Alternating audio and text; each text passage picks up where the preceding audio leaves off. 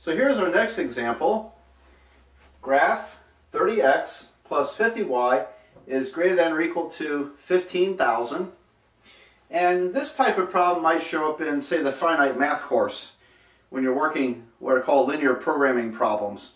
So these are word problems, which actually are pretty realistic when you think about them.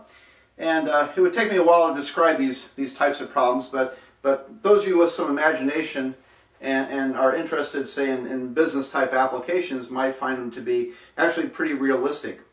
And so we can get larger numbers easily in those kinds of problems. For example, this might represent a materials cost where we're allowed to use $15,000 or more on a particular project, and X items cost $30 a piece to make, and Y items cost $50 or more to make. Come to think of it, we usually have budgets, and this would be less than or equal to in a linear programming problem in that case. But still, this can come up and describe other things. All right. Well, anyway, let's get on with it. And I'm going to use the intercept method of graphing again. So if x is 0, I think I heard some fireworks going off next door, so if you hear fireworks going off, my daughter's talking on the phone in the next room, sorry about this. I'm not in a professional studio. And anyway, if x is 0, then y would be 15,000 divided by 50. So 15,000 divided by 50 would be the same as 1,500 divided by 5, and that would be 300.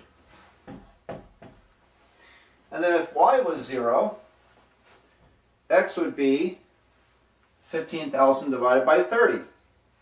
And I bet that would be 500.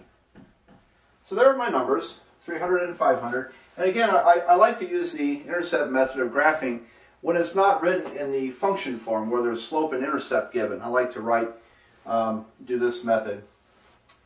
All right, so now you've got flexibility when you draw your graphs. Whether you use graph paper or freehanded like I do, you can always change the scale to your convenience. And so, where is 300? On the y-axis, well, let's put it here. So my scale is in terms of hundreds.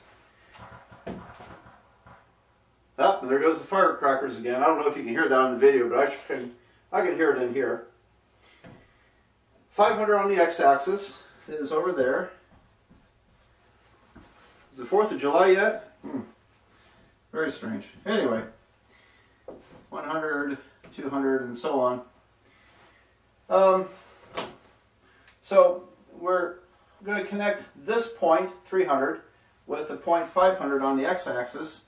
And this time I'm going to draw a solid line because it reads greater than or equal to. Because the equal to means we're including the line. So there we go. And now I'm going to test a point. And so, to decide which side is shaded. So as before, provided the line doesn't go through the origin, then a good test point is always 0, 0. So if I test 0, 0, and by the way, you can choose any test point you want, as long as it's not on the line. Because what happens on the line? It's equal to. Okay? But if you're on this side and testing a point, or over here, that's perfectly fine. But I like to work with zeros. So if I plug zeros into the left side, I'm going to get 0. And 0 is greater than or equal to 15,000. True or false? It's false. Okay, so in this case, this is the wrong side of the line for this inequality. It tests false here. Everything tests false below the line. So I'm going to shade above the line in this case because of what our test point showed us. So we would finish by shading above the line. In finite math, these problems I'm telling you about are rather realistic, and you can't have negative quantities of things you're manufacturing. So it turns out in those problems we only work in the first quadrant, and we don't work in the whole graph.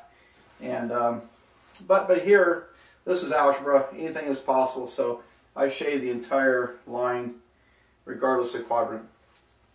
Okay, so those are just a real brief introduction to these linear inequalities. And I think you do a few of these, you get the hang of it. They're not bad at all. If you do take finite math, then you'll get very good at graphing these. It'll be a snap. So there we go. That's linear inequalities.